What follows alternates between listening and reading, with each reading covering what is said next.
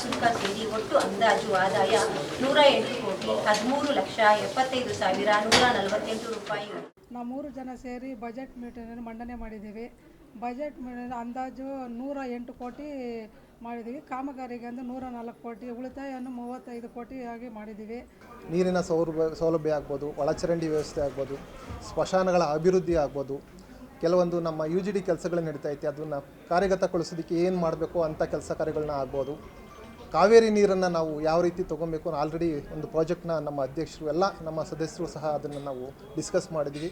ಹೆಬ್ಬಗೋಡಿ ನಗರಸಭೆಯಿಂದ ಬಡ್ಜೆಟನ್ನು 108 ಕೋಟಿ ಬಡ್ಜೆಟನ್ನು ಮಂಡನೆ ಮಾಡಿದ್ದಾರೆ. ಅದರಲ್ಲಿ 104 ಕೋಟಿಯಷ್ಟು ಕಾಮಗಾರಿಗಳು ಹಾಗೆ ಉಳಿದ 3.5 ಕೋಟಿಯಷ್ಟು ಒಂದು ಉಳಿತಾಯವನ್ನು ಬಡ್ಜೆಟ್ ಮಂಡನೆ ಮಾಡಿದ್ದಾರೆ. ಬೆಂಗಳೂರು ನಗರ ಜಿಲ್ಲೆಯ ಆನೇಕಲ್ ತಾಲೂಕಿನ ಏಕೈಕ ದೊಡ್ಡ ನಗರಸಭೆಯಾಗಿರುವಂತಹ ಹೆಬ್ಬಗೋಡಿ ನಗರಸಭೆಯಲ್ಲಿ 2026 ಮತ್ತು 27ನೇ ಸಾಲಿನ ಆಯವ್ಯಯ ಮಂಡನೆ ಆಯಿತು. ಈ ಒಂದು ಬಜೆಟ್ ನಲ್ಲಿ ಎಲ್ಲ ರೀತಿಯಾದಂತಹ ಕಾಮಗಾರಿಗಳಿಗೆ ಮತ್ತು ಯಾವ ಕಾಮಗಾರಿಗಳಿಗೆ ಒತ್ತು ನೀಡಲಾಗಿದೆ ಅಂತೇಳಿ ಅಧ್ಯಕ್ಷರಾದಂತಹ ಸುಜಾತಾ ಹರೀಶ್ ಅವರು ಮಂಡಿಸಿದರು. ಈ ಒಂದು ಸಂದರ್ಭದಲ್ಲಿ ಉಪಾಧ್ಯಕ್ಷರಾದಂತಹ ಸುಜಾತಾ KP ಹರೀಶ್ ರವರು, ಹಾಗೆ ಸ್ಥಾಯಿ ಸಮಿತಿಯ ಅಧ್ಯಕ್ಷರಾದಂತಹ ಜಯರಾಮ್ ರವರು, ಹಾಗೆಯೇ ನಗರಸಭೆಯ ಆಯುಕ್ತರಾದಂಥ ರಾಜೇಂದ್ರ ರವರು ಮತ್ತು ಎಲ್ಲ ಸದಸ್ಯರುಗಳು ಕೂಡ ಹಾಜರಿದ್ದರು. ಈ ಒಂದು ಸಂದರ್ಭದಲ್ಲಿ 2026 ಮತ್ತು 27ನೇ ಸಾಲಿನಲ್ಲಿ ಒಟ್ಟು 108 ಕೋಟಿ 13 ಲಕ್ಷಗಳ ಆದಾಯವನ್ನ ನಿರೀಕ್ಷಿಸಲಾಗಿದ್ದು, ಈ ಒಂದು 108 ಕೋಟಿ 13 ಲಕ್ಷಗಳಲ್ಲಿ 104 ಕೋಟಿ 63 ಲಕ್ಷ ರುಗಳ ವೆಚ್ಚದ ಬಜೆಟ್ ಅನ್ನ ಮಂಡಿಸಲಾಗಿದೆ. ಈ ಒಂದು ಬಜೆಟ್ ನಲ್ಲಿ 3.5 ಕೋಟಿ ರುಗಳ ಉಳಿತಾಯ ಬಜೆಟ್ ಅನ್ನ ಮಂಡಿಸಲಾಗಿದೆ. ಇದರಲ್ಲಿ ಅತಿ ಹೆಚ್ಚು ಸ್ವಚ್ಛತೆಗೆ, ಕುಡಿಯುವ ನೀರಿಗೆ, ರಸ್ತೆ ಕಾಮಗಾರಿಗಳಿಗೆ, CC ಕ್ಯಾಮೆರಾಗಳ ಅಳವಡಿಕೆಗೆ, ಕೆರೆಗಳಿಗೆ ನೀರು ತುಂಬಿಸುವಂತದ್ದು ಈ ಬಾರಿಯ ಬಜೆಟ್ ನಲ್ಲಿ ಹೆಚ್ಚು ಒತ್ತು ನೀಡಲಾಗಿದೆ. ಈ ನಗರಸಭೆ ವ್ಯಾಪ್ತಿಯಲ್ಲಿ ಬರುವಂತಹ ಹೆಬ್ಬಗೋಡಿ, ತಿರುಪಾಳ್ಯ, ಗೊಲ್ಲಹಳ್ಳಿ, ವೀರಸಂದ್ರ, ಸಂಪಿಗೆ ನಗರ, ಹಾಗೆಯೇ ಕಮ್ಮಸಂದ್ರ, ಅನಂತನಗರ ಮುಂತಾದ ಗ್ರಾಮಗಳಿಗೆ ಯಾವೆಲ್ಲ ಅವಶ್ಯಕತೆ ಇದೆಯೋ ಅದು ರಸ್ತೆ, ಚರಂಡಿ, ಕುಡಿಯುವ ನೀರು, ಬೀದಿ ದೀಪ, ಹಾಗೆಯೇ ಹೆಚ್ಚು ಸ್ವಚ್ಛತೆಗೆ ಆದ್ಯತೆಯನ್ನ ನೀಡುವಂತ ಬಜೆಟ್ ಉಳಿತಾಯದ ಅಂದ್ರೆ 3.5 ಕೋಟಿ ರುಗಳ ಉಳಿತಾಯದ ಬಜೆಟ್ ಅನ್ನ ಮಂಡಿಸಲಾಯಿತು. ಈ ಒಂದು ಬಜೆಟ್ ಅನ್ನ ಸುದೀರ್ಘವಾಗಿ ಮಂಡಿಸಿದಂತಹ ಅಧ್ಯಕ್ಷರಾದಂತಹ ಸುಜಾತಾ ಹರೀಶ್ ರವರು ಈ ಬಜೆಟ್ ನ ಮಂಡನೆಯನ್ನ ಮಾಡಿದ್ರು.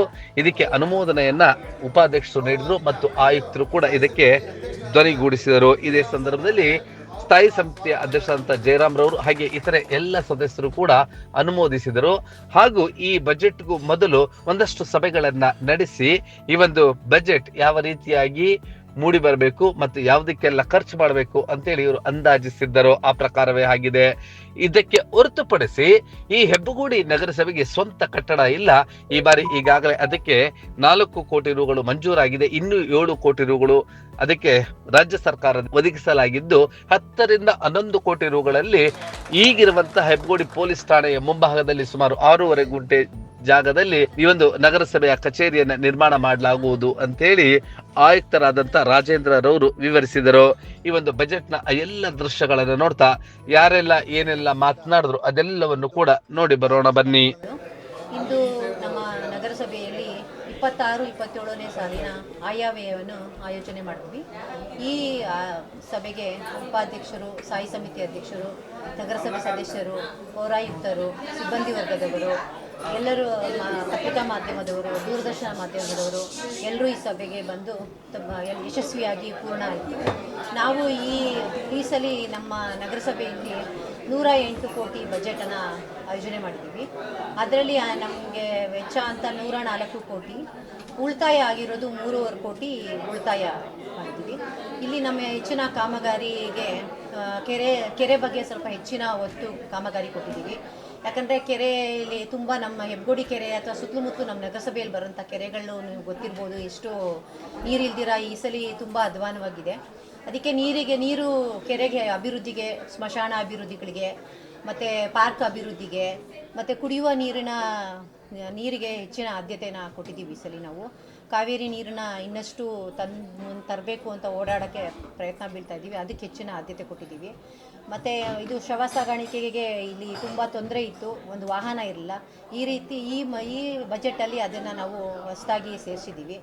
ಹೇಳೋದಕ್ಕೆ ಎಲ್ಲ ರೀತಿಯಾಗಿ ಜನರಿಗೆ ಮೂಲಭೂತ ಸೌಕರ್ಯಕ್ಕೆ ನಾವು ಹೆಚ್ಚಿನ ಆದ್ಯತೆ ಕೊಡ್ತೀವಿ ಅಂತ ಹೇಳೋಕ್ಕೆ ಈ ಬಜೆಟ್ನಲ್ಲಿ ನಾನು ಖುಷಿ ಬೀಳ್ತೀನಿ. ನೀರು ಕುಡಿಯುವ ನೀರ್ದು ತುಂಬ ತೊಂದರೆ ಇದೆ ನಮಗೆ. ನೀರ್ದು ಹೆಚ್ಚಿನ ಆದ್ಯತೆ ಕೊಟ್ಟಿದ್ದೀವಿ. ನೀರಿಗೆ ಮೊದಲು ಆದ್ಯತೆ ಜಾಸ್ತಿ ಇದೆ. ಅಭಿವೃದ್ಧಿ ಕಾಮಗಾರಿಗಳಿಗೂ ಜನಗಳ ಮೂಲಭೂತ ಸೌಕರ್ಯ ಕಾಮಗಾರಿಗಳಿಗೆ. ಎಲ್ಲರಿಗೂ ನಮಸ್ಕಾರ.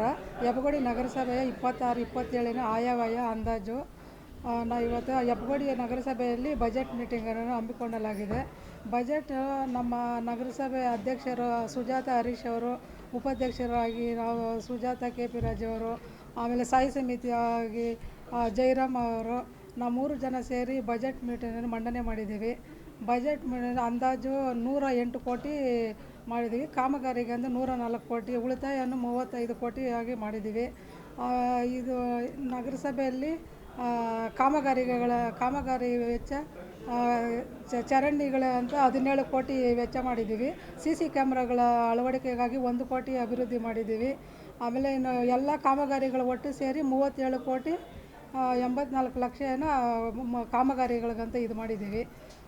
ಕೆರೆ ಅಭಿವೃದ್ಧಿಗಳು, ಕಾವೇರಿ ನೀರಿಗಾಗಿ, ಆಮೇಲೆ ಜನಗಳಿಗೆ ಕ್ಯಾಮ್ರಾಗಳೇ ತುಂಬ ಬೇಕಾಗಿದ್ದು ಎಲ್ಲ ಕಡೆ ತುಂಬ ಇದಾಗ್ತಾಯಿದೆ. ಅದು ಕ್ಯಾಮ್ರಾಗಳಿಗೆ ಅಂದ್ಬಿಟ್ಟೆ 1 ಕೋಟಿ ಅಂದಾಜು ಮಾಡಿ ಇಟ್ಟಿದ್ದೀವಿ. ಆ 2 ಮಾತು ಹೇಳೋಕ್ಕೆ ನಾನು ಇಷ್ಟಪಡ್ತೀನಿ. ಅದು ಕಟ್ಟಡ ಹೋಗಿದೆ ಸರ್. ಕಟ್ಟಡ ಕಟ್ಟೋಕ್ಕೆ ಎಲ್ಲ ಪ್ರಿಫರೆನ್ಸ್ ತೊಗೊಂಡಿದ್ದೀವಿ. ಅದಕ್ಕನ್ಬಿಟ್ಟೆ 3 ಕೋಟಿ ನಮ್ಮ ಆಫೀಸ್ ಕಡೆಯಿಂದ ಈ ಮಂಡನೆ ಆಗಿದೆ.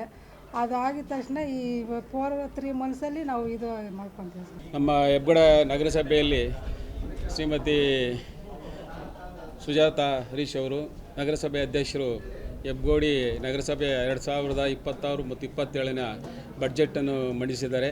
ಭಾಳ ನಾವೆಲ್ಲ ಯೋಚನೆ ಮಾಡಿ ಹೆಬ್ಬಗೋಡಿ ನಗರಸಭೆಯನ್ನು ಒಂದು ಅಭಿವೃದ್ಧಿ ಪಥಕ್ಕೆ ತೆಗೆದುಕೊಂಡು ಹೋಗಬೇಕಂತ ಹೇಳಿ ಒಂದು ಬಡ್ಜೆಟನ್ನು ಮಂಡನೆ ಮಾಡಿದ್ದಾರೆ. ಭಾಳ ಯಾಕಂದರೆ ನಾವು ಸಾರ್ವಜನಿಕರಿಂದ ಸಭೆಗಳು ಮಾಡಿ ಮತ್ತು ನಮ್ಮ ನಗರಸಭೆ ಸದಸ್ಯಗಳಿಂದ ಒಂದು ಸಭೆ ಮಾಡಿ ಅಭಿವೃದ್ಧಿ ಬಗ್ಗೆ ಯೋಚನೆ ಮಾಡಿ ಹೆಬ್ಬಗೋಡಿ ನಗರಸಭೆಯಿಂದ ಬಡ್ಜೆಟನ್ನು 108 ಕೋಟಿ ಬಡ್ಜೆಟನ್ನು ಮಂಡನೆ ಮಾಡಿದ್ದಾರೆ. ಅದರಲ್ಲಿ 104 ಕೋಟಿಯಷ್ಟು ಕಾಮಗಾರಿಗಳು ಆಗಿ ಉಳಿದ 3.5 ಕೋಟಿಯಷ್ಟು ಒಂದು ಉಳಿತಾಯವನ್ನು ಬಡ್ಜೆಟ್ ಮಂಡನೆ ಮಾಡಿದ್ದಾರೆ. ಈ ಒಂದು ಬಡ್ಜೆಟಲ್ಲಿ ಭಾಳ ಪ್ರಾಮುಖ್ಯವಾಗಿ ಕುಡಿಯುವ ನೀರಿಗೆ ಹೆಚ್ಚು ಪ್ರಾಮುಖ್ಯತೆ ಕೊಟ್ಟಿದ್ದೀವಿ. ಹೆಬ್ಬಗೋಡಿ ಕೆರೆ ಆಗಲಿ, ಹೆಬ್ಬಗೋಡಿ ಸುತ್ತಮುತ್ತ ನಗರಸಭೆ ಇರತಕ್ಕಂಥ ಎಲ್ಲ ಕೆರೆಗಳಲ್ಲಿ ನೀರಿನ ಒಂದು ಅಭಾವ ಇದೆ. ಆ ಒಂದು ನೀರಿನ ಒಂದು ಅಭಾವವನ್ನು ನಿರ್ವಹಣೆ ಮಾಡಲು ಏನು KC ವ್ಯಾಲಿ ಏನಿದೆಯೋ ಒಂದು ಉಳಿಮಂಗ್ಲವರೆಗೂ ಬಂದಿದೆ ಆ ಒಂದು ಪೈಪು. ಅಲ್ಲಿಂದ ಇಲ್ಲಿಗೆ ಏನು ನೀರು ಬರಬೇಕಾಗಿರೋದಕ್ಕೆ ಅದು ಸುಮಾರು ಒಂದು 7-8 ಕೋಟಿ ಅದಕ್ಕೆ ಖರ್ಚಾಗುತ್ತೆ. ಅದು ಕೂಡ ನಾವು ಹೆಚ್ಚು ಪ್ರಾಮುಖ್ಯತೆ ಕೊಟ್ಟಿದ್ದೀವಿ. ಅದೇ ರೀತಿ ಅಭಿವೃದ್ಧಿ ಕಾರ್ಯಕ್ರಮಗಳು, ಒಂದು ಪಾರ್ಕ್ ಆಗಲಿ ಮತ್ತು ಮಶಾಣ ಅಭಿವೃದ್ಧಿಗೆ ಆಗಲಿ ಮತ್ತು ಉಳಿದ ಬೀದಿ ದೀಪಗಳಿಗೆ ಇದಕ್ಕೆಲ್ಲ ಹೆಚ್ಚು ಪ್ರಾಮುಖ್ಯತೆ ಕೊಟ್ಟಿದ್ದೀವಿ. ವಿಶೇಷವಾಗಿ ಕುಡಿಯೋ ನೀರಿಗೆ ಹೆಚ್ಚು ಕೊಟ್ಟಿದ್ದೀವಿ. ಮತ್ತು ಈ ಹೆಬ್ಬಗೋಡಿ ನಗರಸಭೆಗೆ ಏನು ಒಂದು ಸ್ವಂತ ಕಟ್ಟಡವಿಲ್ಲ, ಆ ಕಟ್ಟಡ ನಿರ್ಮಾಣಕ್ಕೂ ಸಹ ಈ ಸಲ ಬಡ್ಜೆಟಲ್ಲಿ ಅಮೌಂಟ್ ಪ್ರಾವಿಷನ್ ಮಾಡಿದ್ದೀವಿ.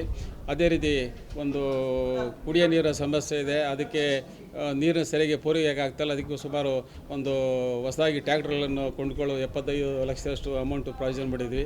ಇಂದು 26-27ನೇ ಸಾಲಿನ ಆಯವ್ಯಯ ಮಂಡನೆಯನ್ನು ಮಾನ್ಯ ಗೌರವಾನ್ವಿತ ಅಧ್ಯಕ್ಷರಾದಂತಹ ಶ್ರೀಮತಿ ಸುಜಾತ ಹರೀಶ್ ಅವರು ಮಂಡನೆ ಮಾಡಿದ್ರು. ಇದು ಹರ್ಷದಾಯಕ ವಿಚಾರ. ಯಾಕೆಂದರೆ ಭಾಳಷ್ಟು ನಾನು ಒಂದು 5-6 ಲೋಕಲ್ ಬಾಡಿಲಿ ಕೆಲಸ ಮಾಡಿದ್ದೀನಿ. ಅಧ್ಯಕ್ಷರು ಈ ಥರ ಸ್ಪೀಚ್ ಮಾಡ್ತಾರೆ ಅಂತ ನಾನು ಇದೇ ಫಸ್ಟು ಅಂತ ಅಂದ್ಕೊಂಡಿದ್ದೀನಿ. ಚೆನ್ನಾಗಿ ಮಾಡಿದ್ರು, ಉತ್ತಮ ಬೆಳವಣಿಗೆ. ಯಾಕೆಂದರೆ ಇವಾಗ ಎಜುಕೇಟೆಡ್ ಪರ್ಸನ್ಸು, ಅಧ್ಯಕ್ಷರು, ಉಪಾಧ್ಯಕ್ಷರು, ಸ್ಟ್ಯಾಂಡಿಂಗ್ ಕಮಿಟಿ ಎಲ್ಲ ಆದಾಗ ನಾವು ಸ್ವಲ್ಪ ಅತ್ಯುನ್ನತವಾಗಿ ಕೆಲಸ ಮಾಡ್ಬೋದು. ಒಂಥರ ಉತ್ತಮ ಬೆಳವಣಿಗೆ ಅಂತ ಅಂದ್ಕೊತೀನಿ. ಇಂದು ಹೆಬ್ಬಗೋಡಿಯಲ್ಲಿ 108 ಕೋಟಿ ಒಟ್ಟು ಬಜೆಟನ್ನು ನಾವು ಮಾಡಿದ್ವಿ. ಅದರಲ್ಲಿ 104 ಕೋಟಿ ಬಜೆಟನ್ನು ನಾವು ಖರ್ಚು ವೆಚ್ಚಕ್ಕೆ ಅಂತ ಅಂದ್ಕೊಂಡಿದ್ವಿ. ಉಳಿತಾಯ ಬಜೆಟ್ಟು ಇನ್ನು 3 ಕೋಟಿ 50 ಲಕ್ಷ ಉಳಿತಾಯ ಬಜೆಟನ್ನು ನಾವು ಮಾಡಿದ್ವಿ. ಮಾನ್ಯ ಗೌರವಾನ್ವಿತ ಅಧ್ಯಕ್ಷರು ಇವತ್ತು ಮಂಡನೆ ಮಾಡಿದರು. ಕೆಲವೊಂದು ನಮ್ಮ ಲೋಕಲಲ್ಲಿ ನಗರಸಭೆಗೆ ಪೂರಕವಾಗಿ ಏನು ಬೇಕು, ಮೂಲಭೂತ ಸೌಕರ್ಯಗಳಿಗೆ ಏನು ಬೇಕು ಅನ್ನೋದ್ರ ಬಗ್ಗೆ ಭಾಳಷ್ಟು ಅಚ್ಚುಕಟ್ಟಾಗಿ ಹೇಳಿದ್ರು. ನೀರಿನ ಸೌಲಭ್ಯ ಆಗ್ಬೋದು, ಒಳಚರಂಡಿ ವ್ಯವಸ್ಥೆ ಆಗ್ಬೋದು, ಸ್ಮಶಾನಗಳ ಅಭಿವೃದ್ಧಿ ಆಗ್ಬೋದು, ಕೆಲವೊಂದು ನಮ್ಮ UGD ಕೆಲಸಗಳು ನಡೀತಾ ಐತೆ ಅದನ್ನು ಕಾರ್ಯಗತಗೊಳಿಸೋದಕ್ಕೆ ಏನು ಮಾಡಬೇಕು ಅಂಥ ಕೆಲಸ ಕಾರ್ಯಗಳನ್ನ ಆಗ್ಬೋದು, ಕಾವೇರಿ ನೀರನ್ನು ನಾವು ಯಾವ ರೀತಿ ತೊಗೊಬೇಕು ಆಲ್ರೆಡಿ ಒಂದು ಪ್ರಾಜೆಕ್ಟ್ನ ನಮ್ಮ ಅಧ್ಯಕ್ಷರು ಎಲ್ಲ ನಮ್ಮ ಸದಸ್ಯರು ಸಹ ಅದನ್ನು ನಾವು ಡಿಸ್ಕಸ್ ಮಾಡಿದ್ವಿ. ಮುಂದಿನ ದಿನಗಳಲ್ಲಿ ನಮಗೆ ಹೆಚ್ಚು ಕಾವೇರಿ ನೀರು ಬೇಕು ಅಂತ ಮಾನ್ಯ ನಮ್ಮ ಶಾಸಕರು ಶಿವಣ್ಣ ಸಾಹೇಬ್ರ ಕಡೆಯಿಂದ ಅದನ್ನು ಸಹ ಮೂವ್ಮೆಂಟ್ ಮಾಡಿದ್ವಿ. ಅದನ್ನು ಈ ವರ್ಷಕ್ಕೆ ನಾವು ಕಾರ್ಯರೂಪಕ್ಕೆ ತರ್ತೀವಿ. ಮುಂದಿನ ದಿನಗಳಲ್ಲಿ ಹೆಬ್ಬಗೋಡಿಯನ್ನು ನಾವು ಸುಂದರ ಮತ್ತು ಸ್ವಚ್ಛ ನಗರವನ್ನಾಗಿ ಮಾಡ್ತೀವಿ. ಈ ಒಂದು ಸ್ವಚ್ಛ ನಗರಕ್ಕೆ ತಮ್ಮೆಲ್ಲರ ಸಹಕಾರ ಅತ್ಯಗತ್ಯ ಅಂತ ಕೋರಿ ಕಟ್ಟಡ ನಿರ್ಮಾಣಕ್ಕೆ ಆಲ್ರೆಡಿ ನಾವು ನಗರೋತ್ಥಾನ ಯೋಜನೆಯಡಿ 3 ಕೋಟಿ ಪ್ರಾಜೆಕ್ಟ್ ಆಲ್ರೆಡಿ ನಾವು DPR ಆಗಿದೆ. ಉಳಿಕೆ ಮೊತ್ತವನ್ನು ಸರ್ಕಾರದಿಂದ 7 ಕೋಟಿ ಮೊತ್ತವನ್ನು ಸರ್ಕಾರದಿಂದ ಕೊಡೋಕ್ಕೆ ಫೈನಲ್ ಆಗಿದೆ. ಒಟ್ಟು 10 ಕೋಟಿ ವೆಚ್ಚದಲ್ಲಿ ನಾವು ಒಂದು ಕಟ್ಟಡವನ್ನು ನಾವು ಮಾಡಬೇಕು ಅಂತ ಒಂದು DPR ಆಗೈತೆ. ಈಗ ಆಲ್ರೆಡಿ ಇದು ನಾವು ಬಾಡಿಗೆ ಕಟ್ಟಡದಲ್ಲಿ ನಾವು ಸಭೆಯನ್ನು ನಡೆಸ್ತಾ ಇದ್ದೀವಿ. ಮುಂದಿನ ದಿನಗಳಲ್ಲಿ ನಾವು ಸ್ವಂತ ಕಟ್ಟಡದಲ್ಲಿ ನಾವು ಕಟ್ಟಡವನ್ನು ನಿರ್ಮಾಣ ಮಾಡಿ ನಿಮ್ಮನ್ನೆಲ್ಲ ಕರೆದು ನಾವು ಬಜೆಟ್ ಮಾಡಬೇಕು ಅಂತ ನಾನು ಅಂದ್ಕೊಂಡಿದ್ದೀನಿ.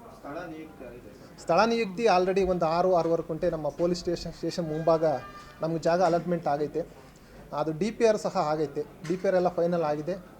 ನಮ್ಮ ಯಾಕೆಂದರೆ 1 ಕೋಟಿ ಮೇಲ್ಪಟ್ಟು ಏನೇ ನಾವು ಟೆಂಡರ್ ಕರೀಬೇಕು ಅಂದರೂ ಸರ್ಕಾರದ ಹಂತದಲ್ಲಿ ಅದು ತೀರ್ಮಾನ ಆಗಬೇಕಾಗತ್ತೆ. ಅದು ನಮ್ಮ DMA ಹೆಡ್ ಆಫೀಸಲ್ಲಿದ್ದು ಫೈನಲ್ ಆಗ್ತಾಯಿದೆ.